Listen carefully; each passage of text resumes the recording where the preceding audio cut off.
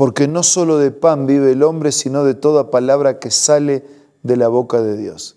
Por esta razón nos encontramos todos los días necesitados y esperanzados de encontrar en la palabra de Dios el alimento que Dios tiene para nosotros y asimilarlo, incorporarlo, practicarlo, para así ser reavivados por la palabra del Señor. Hoy nos detenemos en el capítulo 7 de Primera de Corintios, pero pedimos antes la bendición de Dios. Padre nuestro que estás en los cielos, te pedimos que nos inspires con tu Espíritu para entender tu palabra y aplicar su mensaje a nuestra vida. Lo pedimos y lo agradecemos en el nombre de Jesús. Amén. En este capítulo 7 de Primera de Corintios, el apóstol San Pablo tiene consejos matrimoniales que se originan, por supuesto, en el que instituyó el matrimonio, que es Dios mismo. Paso ahora a los asuntos que me plantearon por escrito. Se ve que le consultaron, ¿no? Es mejor no tener relaciones sexuales, pero en vista de tanta inmoralidad, cada hombre debe tener su propia esposa y cada mujer su propio esposo. El hombre debe cumplir su deber conyugal con su esposa e igualmente la mujer con su esposo. La mujer ya no tiene derecho sobre su propio cuerpo, sino su esposo. Y tampoco el hombre tiene derecho sobre su propio cuerpo, sino su esposa. Está hablando de una responsabilidad mutua, ¿no?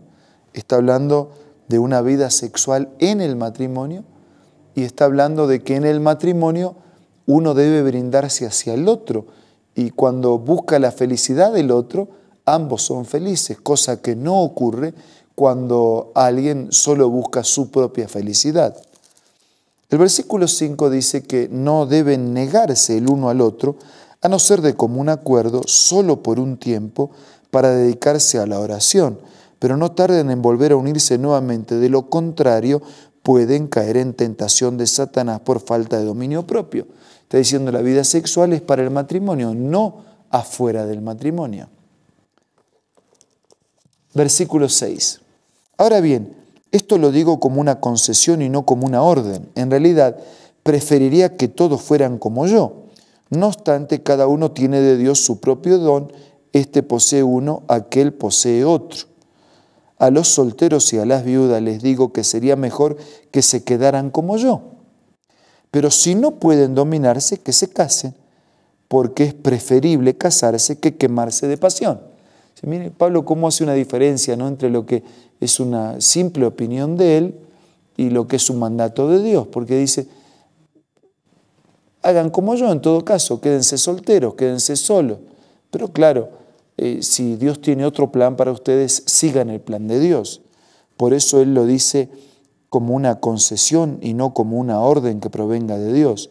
A los solteros y a las viudas les digo, sería mejor, pero no está diciendo definitivamente quédense solos. A los casados les doy la siguiente orden, y ahí sí no soy yo, sino es la orden del Señor. Que la mujer no se separe de su esposo, porque el matrimonio es para toda la vida. Sin embargo, si se separa, que no se vuelva a casar. De lo contrario, que se reconcilie con su esposo.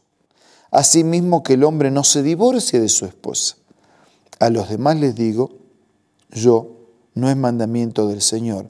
Si algún hermano tiene una esposa que no es creyente y ella consiente en vivir con él, que no se divorcie de ella.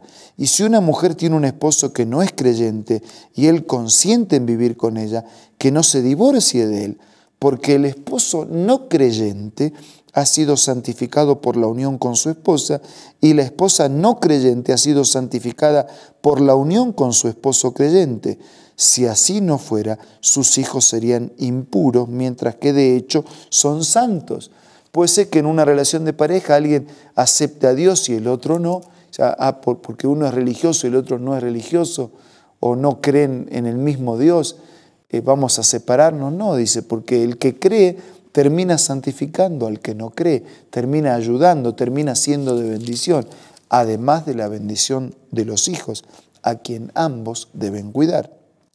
Sin embargo, si el cónyuge no creyente decide separarse, no se lo impidan.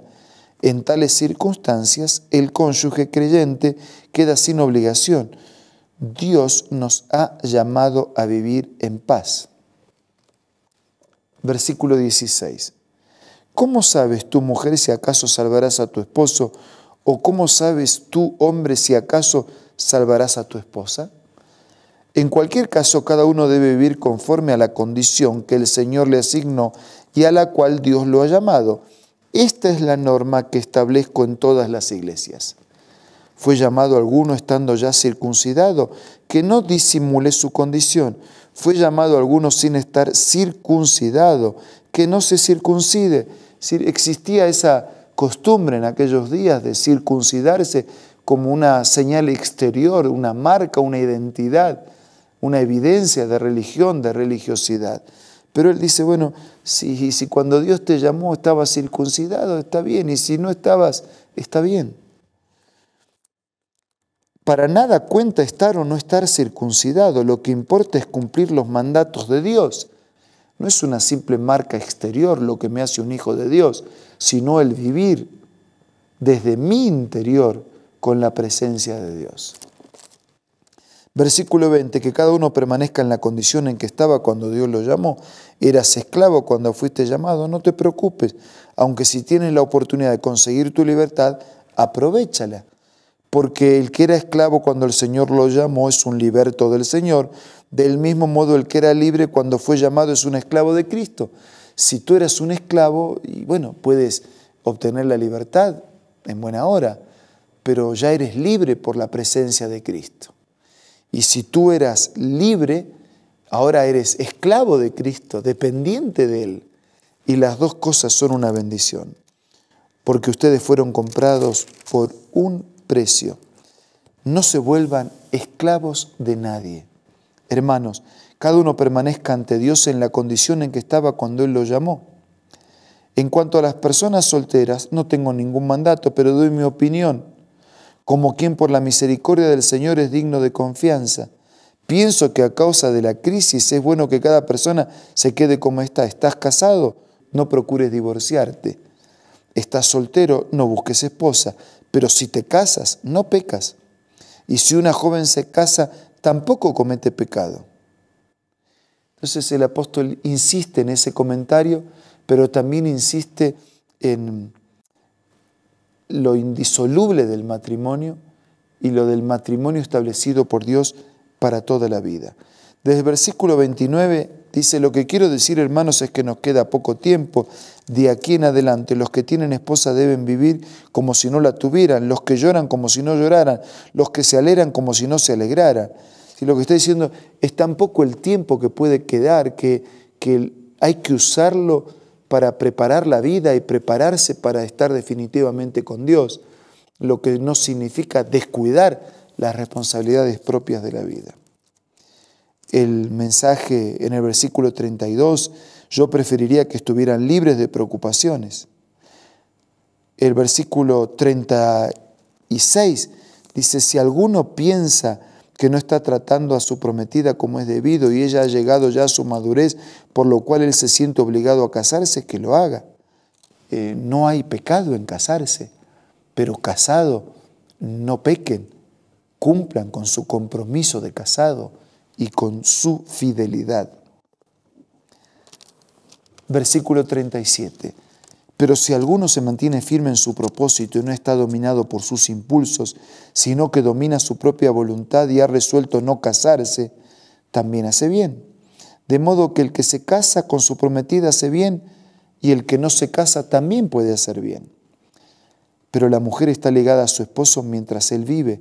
Si el esposo muere, ella queda libre para casarse con quien quiera, con tal que sea en el Señor.